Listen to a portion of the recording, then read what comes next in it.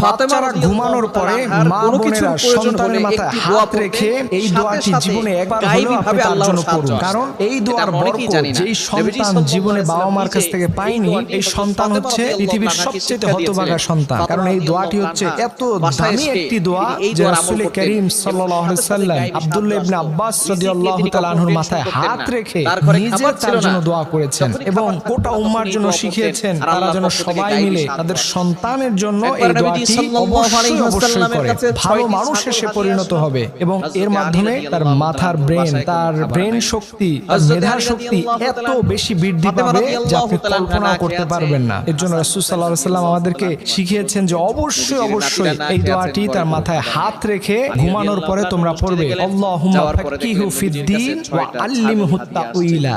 এই দোয়াটি আপনি আপনার সন্তানের মাথায় হাত রেখে জীবনে একবার হলো যাওয়ার পরে ফাতেমাকে নবীজির কাছে পাঠাবো আর বলে দিব নবীজির কাছ থেকে যাতে করে একটা ছাগল হাদিয়া নিয়ে আসে। আলী রাদিয়াল্লাহু তাআলা বাসায় আসার পরে ফাতেমা রাদিয়াল্লাহু তাআলা আনহাকে বললেন, আজকে দেখলাম নবীজির কাছে 6টা ছাগল হাদিয়া এসেছে, তুমি যদি নবীজির কাছে যাও সেখান থেকে যদি একটা ছাগল নিয়ে আসো তাহলে আজকে আমাদের জন্য রান্না করে খাবারটা খুব ভালো হবে। আমার সন্তানরা অনেকদিন ধরে না খেয়ে আছে, আমরাও কিছুদিন না খেয়ে আছি, তুমি তোমার বাবার কাছে যাও। ফাতেমা রাদিয়াল্লাহু তাআলা আনহা চলে গেলেন বাবার কাছে। নবীজি সাল্লাল্লাহু আলাইহি সাল্লামের কাছে যাওয়ার পরে ফাতেমা রাদিয়াল্লাহু তাআলা আনহা বললেন, আব্বাজান, আমার বাসায় কোনো খাবার নাই, আপনার নাতি 2জন ক্ষুধার তাড়নায় কাতরাচ্ছে, আপনার কাছে নাকি 6টা ছাগল হাদিয়া এসেছে, ওই ছাগলের ভিতরে আমাকে একটা ছাগল হাদিয়া দিয়ে দেন। এদিকে আলী রাদিয়াল্লাহু তাআলা আনহু আর হাসান হোসেন রাদিয়াল্লাহু তাআলা আনহুমা তারা ছুরি ধার দিচ্ছেন যে ছাগল আসবে সেটাকে জবাই করে তারা খাবার খাবে। এদিক দিয়ে ফাতেমা রাদিয়াল্লাহু তাআলা আনহা যখন বাবার কাছে এই কথা বলেছেন, ফাতেমা রাদিয়াল্লাহু তাআলা আনহাকে নবীজি সাল্লাল্লাহু আলাইহি ওয়াসাল্লাম বললেন, ফাতেমা, তোমাকে আমি চাইলে ছাগল দিতে পারি, 6টা হাদিয়া এসেছে, 6টা এখনো আছে, আমি এখনো কাউকে এগুলো দেই নাই, তোমাকে চাইলে দিতে পারি, কিন্তু এই ছাগল তুমি কয়দিন খাবে?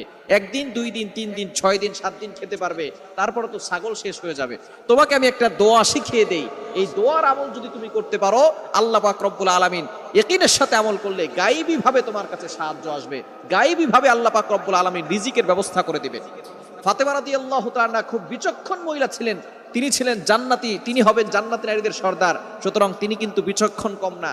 ফাতেমা রাদিয়াল্লাহু তাআলা আনহা বলেন, আব্বাজান, তাহলে আমার ছাগলের দরকার নাই, যদিও আমার সন্তানরা পেটের ক্ষুধায় আছে, যদিও আমার ঘরে খাবার নাই কিছুদিন ধরে, আমার ছাগলের দরকার নাই। যে ব্যক্তি দিনে একবার হলেও এই দোয়াটি পাঠ করবে, তার যত বড় সমস্যা থাকুক না কেন, মহান আল্লাহ তাআলা তা দূর করে দিবেন। সুবহানাল্লাহ। তো দোয়াটি জানার আগে ইসলামকে ভালোবেসে ভিডিওটিতে একটি লাইক এবং চ্যানেলটি অবশ্যই সাবস্ক্রাইব করবেন। দোয়াটি হলো, আস্তাগফিরুল্লাহ ইন্নাল্লাহা গাফুরুর রহিম। তোমার বাবা নিশ্চয়ই কিছু শিখিয়ে দিয়েছেন। কি শিখিয়ে দিয়েছেন?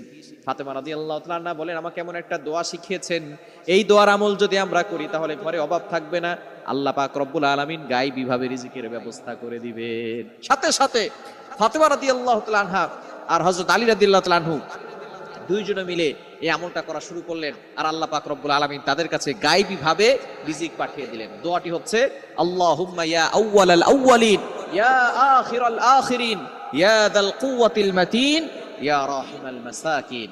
এই দোয়াটা কিন্তু আমরা অনেকেই জানি, একেবারে সহজ বাক্য। আল্লাহুম্মা ইয়া আউওয়ালাল আউওয়ালিন ইয়া আখিরাল আখিরিন ইয়া যাল কুওয়াতিল মাতিন ইয়া রাহিমাল মাসাকিন।